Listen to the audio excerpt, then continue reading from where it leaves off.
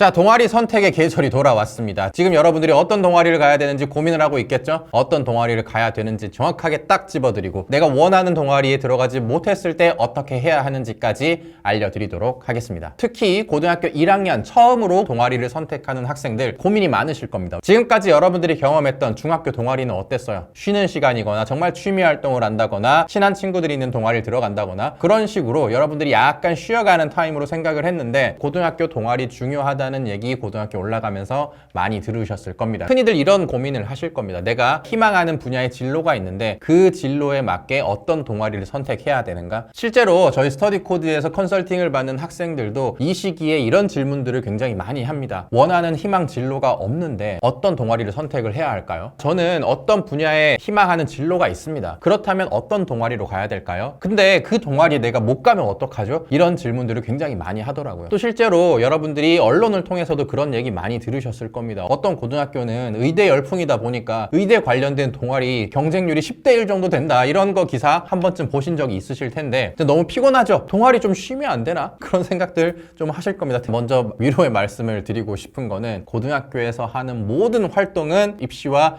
연결이 되기 때문에 그리고 여러분들이 억지로라도 입시로 연결을 시켜야 하기 때문에 이 동아리에 굉장히 신경을 쓰셔야 된다라는 거고 그래서 제가 고등학교 동아리가 입시에서 어떤 의미가 있기 때문에 어떤 기준으로 선택을 해야 하는지 그리고 가서 여러분들이 어떻게 활동을 해야 하는지 내가 원하는 동아리가 없거나 내가 원하는 동아리에 가지 못했을 때 어떻게 해야 하는지 설명을 드리도록 하겠습니다. 일단 동아리를 통해서 대학에서 여러분들을 평가하고자 하는 게 무엇인지를 명확하게 알아야 합니다. 평가자들이 어떤 부분을 평가하는지 명확하게 알아야 여러분들이 동아리 활동을 하면서 거기에 적합한 활동을 하고 거기에 적합한 동아리를 선택할 수가 있겠죠. 자, 그러면 동아리 활동을 통해서 여러분들에게 가장 보고 싶은 부분은 무엇이냐면 관심사라는 겁니다. 여러분들이 어떤 분야에 관심을 갖고 있느냐, 어떤 분야로 진로를 희망하고 있느냐, 이것을 정말 잘 보여줄 수 있는 게 이 동아리라는 것입니다. 그래서 흔히들 나 진로와 관련된 동아리 어디로 가야 되나요? 진로와 관련된 동아리 못 들어가는데 어떻게 해야 하나요? 이런 질문들을 하는 게 동아리에서 평가하고자 하는 방향성이 이것이기 때문입니다. 또 두 번째, 이 동아리를 통해서 평가할 수 있는 것은 무엇이냐? 여러분들이 이 동아리에서 어떤 역할을 맡고 있느냐, 이 역할을 통해서 어떤 활동을 했느냐를 동아리에서 보여줄 수가 있습니다. 크게 이 두 가지입니다. 여러분들의 관심사 그리고 여러분들의 역할. 물론 여기서 여러분들의 학업 역량을 보여줄 수도 있긴 합니다만 이 관심사와 여러분들의 역할 이게 더 메인이기 때문에 이 부분을 중심적으로 설명을 드리도록 하겠습니다. 첫 번째, 관심사에 대해서 설명을 드리도록 하겠습니다. 이 동아리라는 것의 정의가 뭔가요? 동아리라는 것은 애초에 같은 분야에 관심을 갖고 있는 사람들, 동일한 목적을 갖고 있는 사람들의 모임을 동아리라고 하는 거죠. 그래서 보통 여러분들의 여가생활, 취미생활, 관심사 그런 것들을 동아리 활동을 통해서 하게 되는 것이죠. 이 애초에 이 속성 자체가 이 동아리라는 것은 나의 관심사를 보여주기에 딱 맞는 겁니다. 얘는 공부 이외의 동아리에서 이런 활동을 했구나. 정규 교육과정은 이러한 것인데 동아리를 통해서 자기가 좋아하는 이 분야에 대해서 특별한 활동을 하고자 했구나 라는 것을 어떤 동아리에 들어가느냐라는 것만으로도 쉽게 보여줄 수가 있죠. 얘는 무슨 봉사 동아리에 들어갔네? 얘는 애초에 이런 사회활동이나 취약계층에 대한 관심이 많구나 라는 것들을 직관적으로 보여줄 수가 있죠. 여러분들이 아무 활동을 하지 않았더라도 어떤 동아리에 들어가는 것만으로도 이런 생각들을 자연스럽게 할 수 있다는 겁니다. 그렇기 때문에 동아리라는 것은 나의 관심사, 진로 관련된 부분을 보여주기가 굉장히 적합하다라는 거죠. 여러분들이 관심사가 있다면, 좋아하는 분야가 있다면, 희망하는 목표 대학이 있다면 그것과 관련된 동아리를 가는 것이 일단 가장 좋기는 합니다. 왜냐하면 무슨 동아리냐, 동아리 이름만으로도 여러분들이 보여줄 수 있는 게 있기 때문입니다. 자, 그러면 여러분들 이런 고민이 들 겁니다. 관심사랑 딱 맞는 동아리 들어가야 하는데 못 들어가면 망한 겁니까? 경쟁률 거기 너무 높아서 떨어질 확률이 높을 것 같은데 그럼 망한 겁니까? 이런 생각을 하실 텐데 절대 그렇지 않습니다. 그럼에도 불구하고 여러분들은 솟아날 구멍이 있고 다른 동아리에 들어가서 여러분들이 훨씬 더 자율적으로 관심사를 어필할 수 있는 방법들이 너무나 많이 있습니다. 저희 스터디 코드에서 컨설팅을 했던 학생들의 사례를 들어보면서 한번 설명을 드리겠습니다. 이 첫 번째 학생은 교육에 관련된 직업을 진로로 희망하고 있었습니다. 근데 이 교육봉사 동아리에 신청을 못해서 떨어진 겁니다. 그래서 이 친구는 어쩌다 보니까 신문 동아리에 들어갔어요. 근데 신문과 교육 너무 무관한 거 아닙니까? 라고 여러분들은 쉽게 생각하고 아우 망했다. 여기서는 내 진로를 보여줄 수 없겠구나 라고 생각을 하시겠죠? 그치만 우리는 솟아날 방법이 있습니다. 그냥 겉으로 보기에는 교육이랑 무슨 상관이야 하겠지만 신문 기사를 쓰는 이 소재 자체는 마음대로 적어낼 수가 있죠. 그래서 이 친구는 신문 기사를 쓸 때 어떤 기사를 쓰든 무조건 교육에 관련해서 기사를 썼습니다. 실제 기자님들도 어때요? 교육부 기자, 사회부 기자, 무슨 부 기자 관련 분야가 있지 않습니까? 기사를 쓸 때 난 무조건 교육 분야야 하면서 기사를 쓴 거죠. 그래서 이 친구가 썼던 것은 사회 취약계층 친구들이 교육을 받는데 어떤 어려움이 있느냐 이런 부분에 대해서 기사를 썼어요. 그러면 어때요? 교육 봉사를 간 것과 비슷한 효과를 얻을 수가 있는 거죠. 자, 이런 식으로 내가 희망하는 진로와 관련된 동아리를 가지 못하더라도 충분히 관련된 활동은 여러분들이 얼마든지 할 수가 있습니다. 저희가 만나본 두 번째 다른 학생은 어땠냐? 이 친구는 요즘 유행하는 메디컬 분야에 진학하고 싶었습니다. 근데 메디컬 관련된 동아리 너무 경쟁률이 치열합니다. 그래서 이 친구는 그런데 못 들어갔어요. 대신 이 친구가 어디 들어갔냐? 독서 동아리 들어갔습니다. 의대는 이과인데 보통 독서는 약간 문과스럽고 관련이 없지 않을까요? 라고 생각을 할 수 있겠지만 조금만 더 생각해보면 어떻습니까? 독서는 읽을 수 있는 범위가 무궁무진합니다. 메디컬 계열의 꿈을 꾸고 있습니까? 그러면 의학 관련된 서적들을 읽고 관련된 활동을 하고 발표를 하고 보고서를 충분히 작성을 할 수가 있겠죠. 또는 뭐 토론 동아리에 들어가도 여러분들이 마음껏 토론 주제를 선정하셔서 활동을 할 수가 있습니다. 이런 식으로 여러분들이 어떤 동아리를 들어가든 얼마든지 할 수가 있습니다. 하다못해 뭐 나는 의대를 희망하는데 방송반에 들어갔어? 그럼 방송반에서 어떤 프로그램을 기획할 때 의료에 관련된, 의학에 관련된 프로그램을 기획할 수도 있잖아요. 밴드 동아리 들어갔는데 근데 전 밴드 동아리에서 음악 활동을 할 때 내가 진로로 희망하는 분야와 관련된 가사를 썼습니다. 이렇게 할 수도 있잖아. 이런 식으로 여러분들이 주제를 원하는 방향으로 설정할 수가 있는 동아리라면 어떤 동아리를 가셔서 활동을 하시든 전혀 상관이 없습니다. 그렇지만 활동을 할 때 그냥 무작정 주제만 이렇게 잘 고른다고 되는 건 아닙니다. 제가 다른 영상에서도 말씀드렸던 것처럼 고등학교에서 활동을 할 때는 그냥 활동을 나열식으로 하는 것이 아니라 연쇄적으로 활동을 하셔야 합니다. 아까 앞에 학생을 예시로 든다면 사회 취약계층이 교육을 받는데 어떤 어려움이 있는지 취재를 했어요. 자, 기사를 썼습니다. 거기서 끝나는 게 아니라 나는 이거를 다른 친구들에게도 좀 알리고 싶어서 이런 캠페인 활동을 진행을 했습니다. 또는 그 친구들에게 실질적인 도움을 주고 싶어서 이 기사를 통해서 교육 봉사 행사를 준비해서 사람들을 모집하고 그런 활동까지 이어갔습니다. 이렇게 할 수가 있겠죠. 독서 동아리라고 한다고 하면 첫 번째 책을 읽은 다음에 어떤 것들을 느꼈고 거기에 관련해서 추가적으로 궁금한 것이 있어서 다른 책을 또 읽어봤습니다. 그리고 그 책을 읽었더니 또 어떤 감정이 들어서 이번에는 어디에 답사를 가서 활동을 해봤습니다. 이런 식으로 연쇄적으로 활동을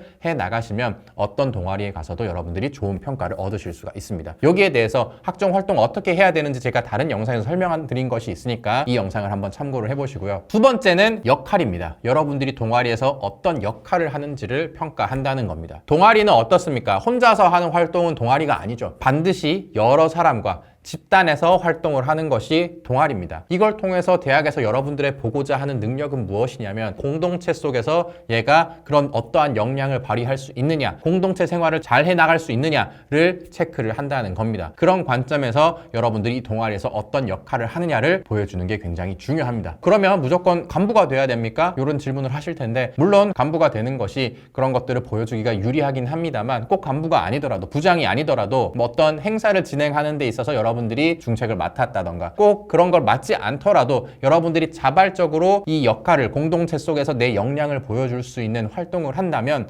충분히 좋은 평가를 받을 수가 있습니다. 그러면 이 역할을 어떻게 어필하느냐, 내가 동아리방 청소 열심히 하면 되냐 이런 생각을 하실 텐데 대학에서 평가하고자 하는 이 공동체 능력은 사람 좋은 거, 봉사활동 잘하는 거, 희생을 잘하는 거 이런 걸 보고자 하는 게 아닙니다. 단체 생활을 함에 있어서 어떤 문제 상황이 발생을 했을 때 이 문제 상황을 어떻게 극복을 하느냐 이 능력을 보고 싶은 겁니다. 이것도 마찬가지로 실제 예시를 들어가면서 설명을 드리도록 하겠습니다. 저희가 실제 컨설팅 했던 학생 중에서 방송반에 들어가 있는 학생이 있었어요. 이 방송반에서 여러분들이 뭐 어떤 역할을 보여준다 어떻습니까? 그러면 내가 카메라맨을 잘 해야 됩니까? 내가 방송국 아나운서를 잘 해야 됩니까? 이런 생각을 하실 텐데 방송부 생활을 하면서 이 단체 내 집단에서 어떤 문제 상황이 발생했을 때 이것들을 어떻게 극복하는가를 보여주면 된다는 겁니다. 이 친구 같은 경우는 어떤 상황이었냐면 이 방송부 같은 경우는 다뤄야 하는 장비도 많고 프로그램도 많지 않습니까? 그래서 해마다 선배들이 후배들한테 교육을 시키는 그런 과정들이 있는데 이게 해마다 매번 새롭게 교육 과정이 편성이 되다 보니까 이 균질한 교육이 잘 되지 않고 자기가 처음 동아리 갔을 때도 그 교육을 제대로 받지 못한 상황에서 계속 활동을 하다 보니까 실수도 생기고 그러면서 트러블도 많이 발생을 했다는 겁니다. 그래서 이걸 개선하기 위해서 후배들이 처음 들어왔을 때 선배들이 후배들을 가르치는 이 장비 사용법, 프로그램 사용 방법에 대한 매뉴얼을 만들어서 교육 커리큘럼을 만들어서 그걸 바탕으로 신입생들을 교육하고 피드백을 하면서 교육 프로그램을 계속 업그레이드 시켜 나갔다고 합니다. 이거는 뭔가 방송부의 역량이라기보다는 어떤 공동체 상황에서 문제가 발생했을 때 어떻게 해결하느냐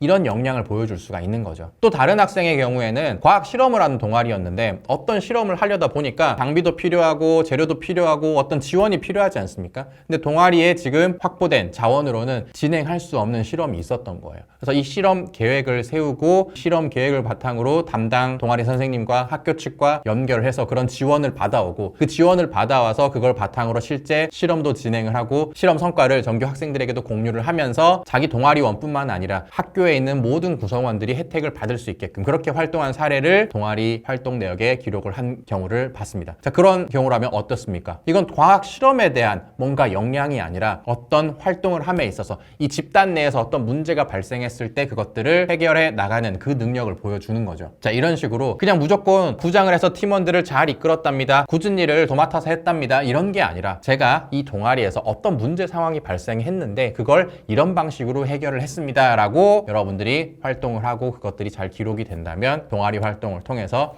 나의 역할, 공동체 역량을 보여줄 수가 있는 겁니다. 크게 두 가지 말씀드렸습니다. 여러분들이 쉽게 생각하고 계시는 진로, 관심사에 맞는 동아리를 선택을 해야 하는 것이 가장 좋다. 그렇지만 그걸 선택 못했다고 망하는 거 절대 아니다. 수많은 다른 동아리에 가서도 여러분들이 이 관점으로 활동한다는 생각만 가지면 어떤 동아리에 가든 내 관심사와 연결지어서 다양한 활동을 한다면 내 관심사를 충분히 보여줄 수가 있다. 두 번째는 공동체 역량. 동아리 내에서 어떤 활동을 하면서 집단 내에 어떤 문제가 발생했을 때 내가 이것을 적극적으로 나서서 해결할 수 있다면 그 모습을 보여주는 것으로도 동아리에서 굉장히 큰 점수를 받을 수가 있습니다. 이 기준으로 여러분들이 동아리를 선택하면 어떻습니까? 어떤 동아리에 들어가느냐 보다 어떤 동아리에 들어가든 내가 어떤 방향성을 갖고 활동을 하느냐가 더 중요합니다. 대학에서는 나에게 동아리를 통해서 어떤 부분을 평가할 것인가? 그럼 나는 어떻게 활동을 해야 할 것인가? 이 관점을 갖고 동아리 활동의 전략을 수립하는 게 훨씬 더 중요하다고 볼 수가 있습니다. 어떤 동아리에 들어가든 그 이후에 어떻게 활동을 할지에 대해서 잘 전략을 수립하시길 바라겠습니다. 이 과정을 혼자서 여러분들이 셀프로 전략을 수립해 보셔도 좋고 스터디 코드 홈페이지에 들어가시면 학종의 코드라는 강의가 있습니다. 그 강의를 통해서 어떤 기준으로 내가 동아리 활동을 해야 되고 어떻게 해야 하는지 여러분들이 셀프로 점검하고 컨설팅을 하실 수도 있고요. 혼자서 하는 게 어렵다면 컨설팅 프로그램을 활용을 하셔가지고 도움을 받으셔도 좋을 것 같습니다. 자, 여기까지 들으면 어떻습니까? 동아리도 피곤하게 이렇게 해야만 합니까? 대한민국 고등학생 너무 불쌍한 거 아닙니까? 어쩔 수 없습니다. 대한민국 고등학생 원래 그런 겁니다. 어차피 여러분들이 불평불만 해봐야 그거는 해야 하는 것이고 그렇지만 여러분들은 어때요? 이게 어떤 원리로 어떻게 평가받는지를 명확하게 알기 때문에 스트레스를 다른 학생들에 비해서 받을 필요 없습니다. 학교에서 동아리 할 시간 주어줍니다. 그 시간대에 나는 이 부분을 어필하기 위해서 활동을 집중해야겠다 라는 걸 그냥 명확하게 알고 있으면 큰 고민 없이 큰 스트레스 없이 이겨낼 수 있을 테니까 고등학교 동아리 생활 의미 있게 뜻깊게 후회 없게 하셔가지고 좋은 추억 남기시고 좋은 평가도 받으실 수 있길 바라겠습니다. 오늘 영상은 여기서 마치도록 하겠습니다. 또 궁금한 거 있으시면 언제든 댓글 남겨주시고 다음 영상으로 찾아뵙도록 하겠습니다. 감사합니다.